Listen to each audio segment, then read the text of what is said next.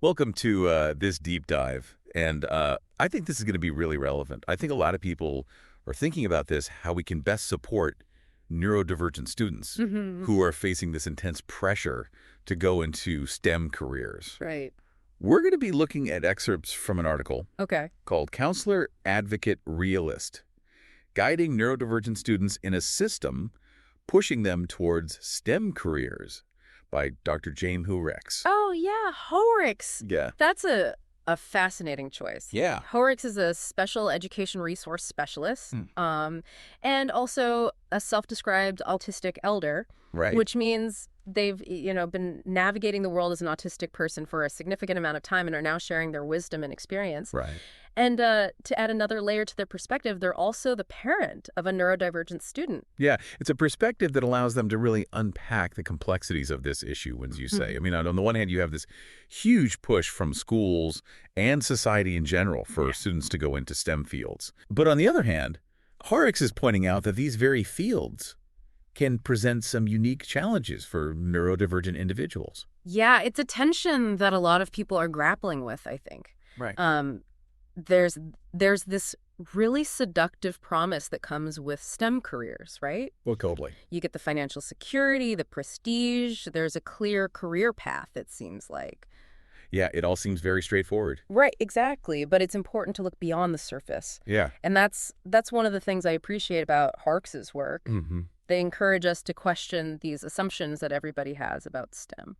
Okay, so let's unpack that a little bit further. Yeah.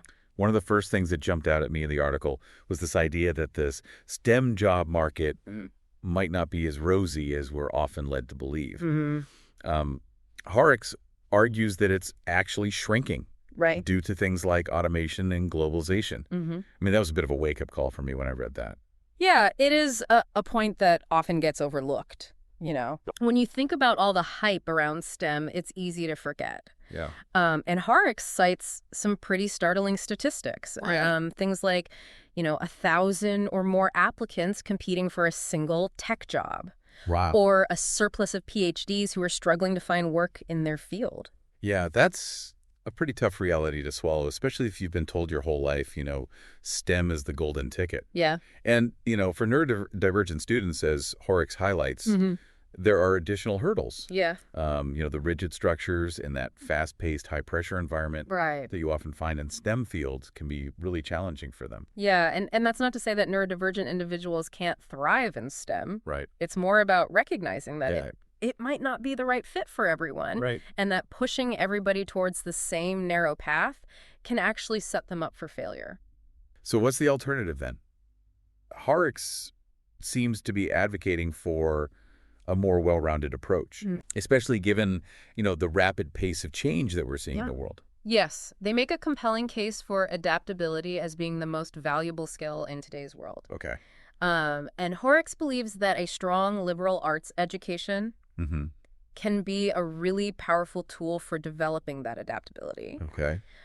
They argue that it helps students cultivate essential skills like critical thinking, Mm-hmm. the ability to connect ideas across different fields, Right. and to approach problems from multiple perspectives. Okay. And these are all skills that are relevant in any field, not just STEM. Right. And then they kind of throw this curveball that really caught my attention. Yeah.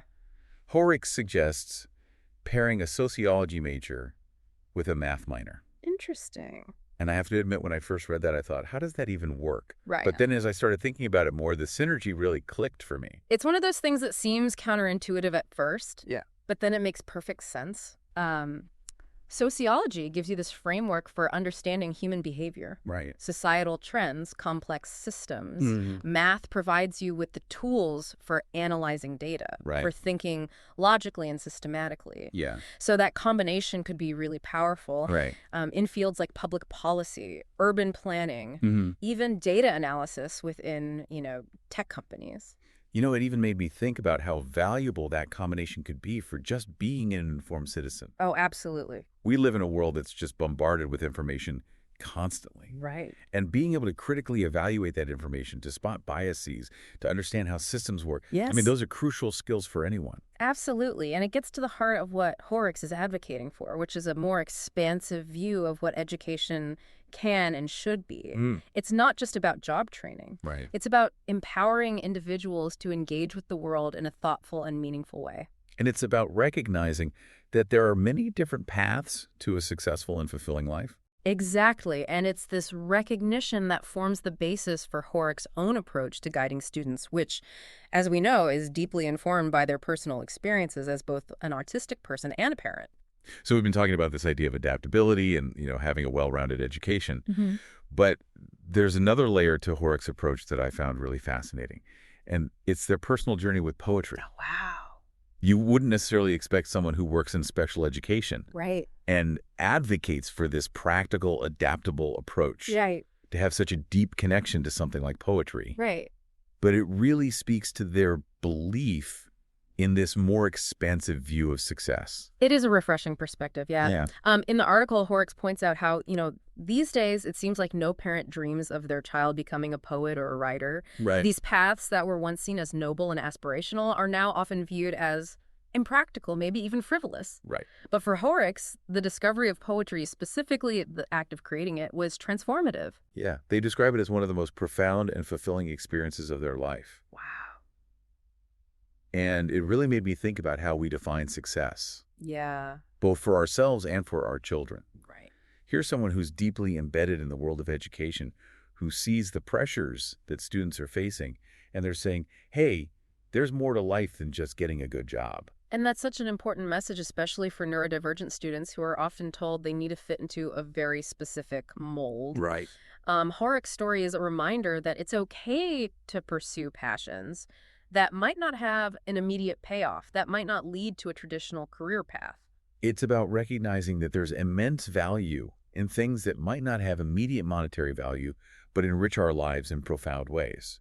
Mm-hmm. And this idea connects back to what we were talking about earlier with the liberal arts. Yes. It's about cultivating the whole person, nurturing creativity and critical thinking, Right. allowing individuals to explore their unique talents and passions. Hoerricks actually puts it quite eloquently in the article. Oh, They say, we need to make space for students to pursue these paths too.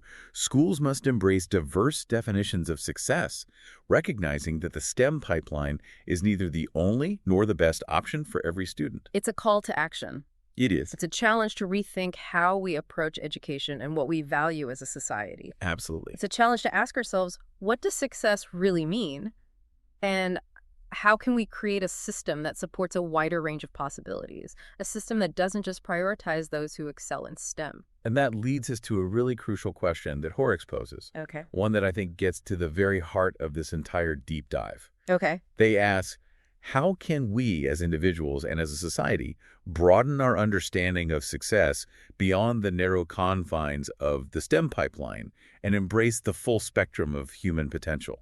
It is a big question, and it's one that I don't think has an easy answer, Yeah, but I think it's a question that's worth wrestling with. for sure. It's about looking beyond those predefined boxes that we often try to fit ourselves and our children into. And recognizing that there are so many different ways to live a meaningful and fulfilling life. And it's about creating a world where those different ways of being are not just tolerated, but celebrated. Exactly.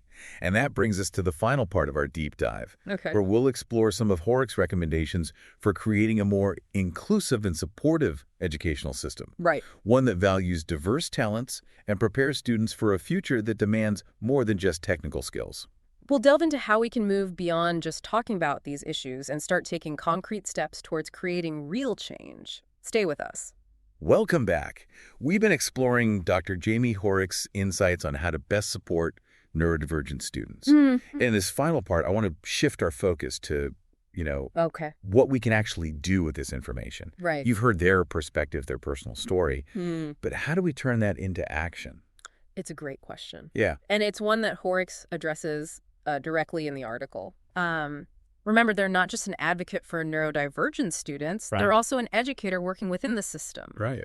So they have some very practical suggestions. Okay, cool. So what are some of those suggestions? Well, one thing that really stood out to me was Hmm. the emphasis on real-world experiences. Okay. Hoerricks talks about the power of internships, Yeah. mentorships, Right. even just, casual conversations with people who are actually working in different fields. Yeah. Those experiences can be so valuable, Yes. especially for neurodivergent students who might learn and process information differently. Exactly. It's one thing to read about a career in a book, Right. but it's another thing entirely to hear from someone who's living it day in and day out. It's about grounding aspirations in reality, right? Right. It helps students see beyond the romanticized version of a career Totally. and understand what it actually takes to succeed in that particular field. And sometimes those real-world encounters can lead to, unexpected discoveries. Oh, yeah. Maybe even a realization that a different path might be a better fit. Right. It's not about crushing dreams. No. It's about making informed choices. Right. And that ties into another key point that Hoerricks makes, which is the importance of flexibility. Okay. They encourage students to consider double majors, minors, Mm-hmm. interdisciplinary studies. It's about building a versatile skill set that can adapt to the ever-changing demands of the job market. Yeah, because let's face it, the jobs of tomorrow might not even exist today. Right, exactly. So having that ability to think critically, to problem solve, to connect ideas across different fields, I mean, those are the skills that will be truly valuable in the long run. And this is where a broad liberal arts education can be so powerful. Right. Hoerricks argues that it equips students with precisely those skills: critical thinking, communication, problem solving. Right. These are skills that transcend any particular profession. It's about more than just acquiring knowledge. Yep. It's about learning how to think for yourself, how to question assumptions, how to adapt to new situations. Right, and that brings us back to the bigger picture, Okay. to the question of how we define success as a society. Mm-hmm. If we only value what can be measured in economic terms, if we only prioritize skills that directly serve the needs of the market, then we're missing out on a whole world of possibilities. It's about recognizing that there are many different ways to contribute to society. Yes. Many different ways to live a meaningful and fulfilling life. Absolutely. And that's a message we need to be sending to all students, not just the neurodivergent ones. For sure. Well, this has been really a thought-provoking deep dive. It has. I think Hoerricks' insights are so valuable, especially in today's rapidly changing world. I agree. So, as we wrap up, I'd like to leave our listeners with a few questions to ponder. Okay, sounds good. How can you, in your own life, challenge those narrow definitions of success? How can you support the neurodivergent individuals in your community? And how can we as a society create an educational system that truly values the full spectrum of human potential? And if you're interested in learning more about Dr. Jaime Hoerricks' work, be sure to check out their article, Counselor, Advocate, Realist, Guiding Neurodivergent Students in a System Pushing Them Towards STEM Careers. Thanks for joining us on this journey. Thanks for having me. We hope this deep dive has given you some new insights and maybe even inspired you to think differently about the world around you. Until next time, keep diving deep.